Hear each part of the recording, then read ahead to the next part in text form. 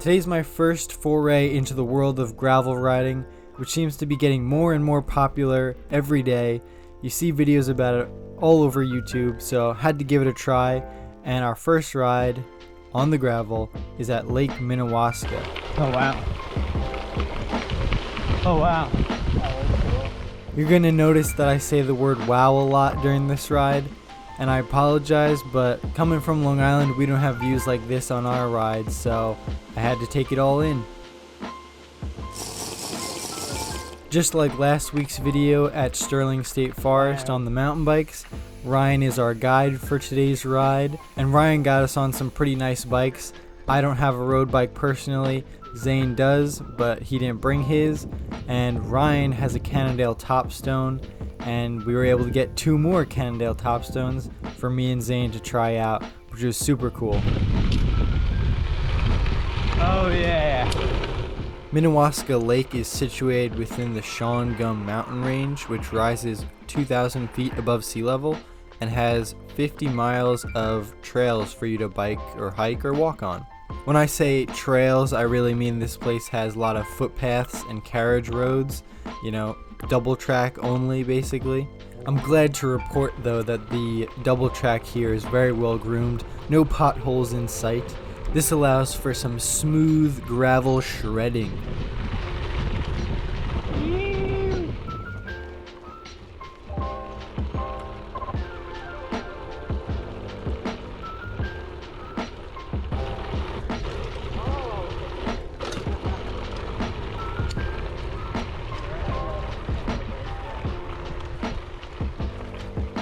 Well good. The path takes you along so many great views along the ridge. The Shawangum Ridge is part of the easternmost ridge of the Appalachian Mountains, known for mining, logging, and a particularly booming era of huckleberry picking. Bet you didn't know that. People actually used to set fire to the undergrowth to stimulate the growth of new huckleberry bushes. And the name Shawangum actually refers to smoky air. However, I'm not sure that these two facts are correlated, but interesting nonetheless.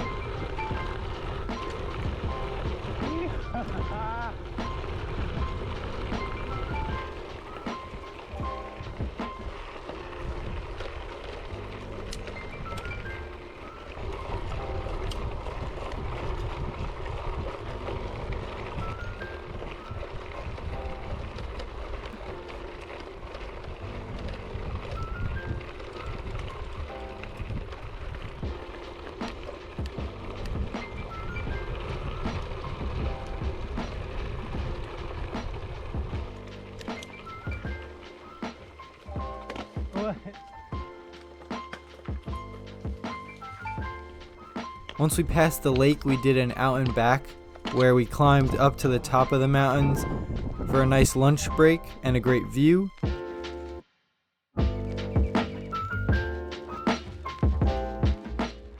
Then we headed back down towards Lake Awasting for a quick dip in the water, which is super nice. Unfortunately though, you're not going to get to see us swimming around shirtless. That's for the OnlyFans account. Jokes aside though, the place that we were swimming in isn't really where you're supposed to swim, but the actual beach, which we'll pass over eventually, is pretty crowded, and we want to keep our social distancing guidelines in place.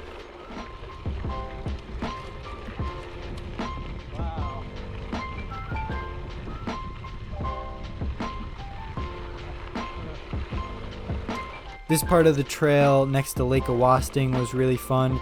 Bunch of little rocks to jump over and whatnot, and on a rigid bike it's actually pretty technical and difficult, so if I was on my mountain bike it would be no problem, but on the gravel bike it's actually pretty challenging. Oh, right over.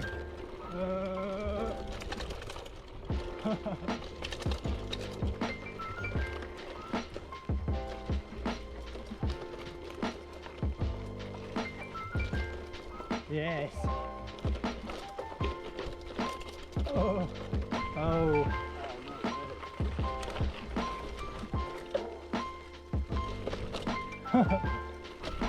Yeah.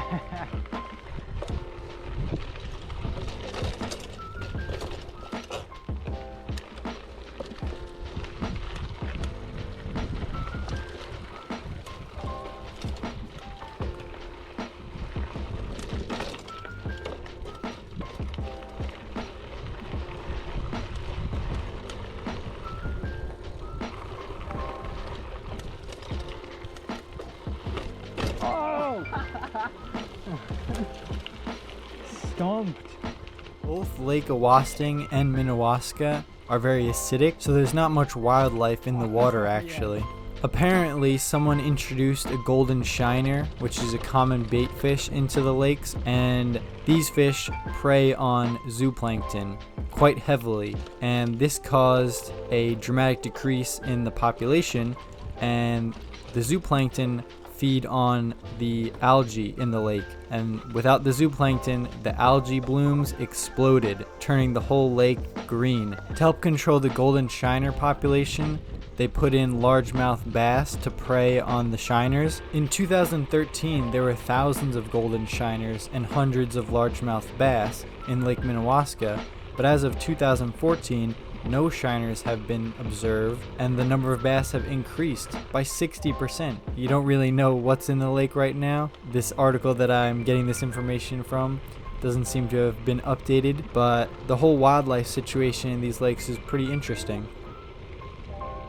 Now that we've had our little biology lesson and we're heading back towards the car, I guess I'll give my thoughts on my first gravel ride and what I think about the discipline overall. Personally, I only mountain bike, but I did purchase a cheap road bike that will come hopefully sooner than later, but it's estimated to come in next March, which is a bit crazy, but you know, pandemic and all that.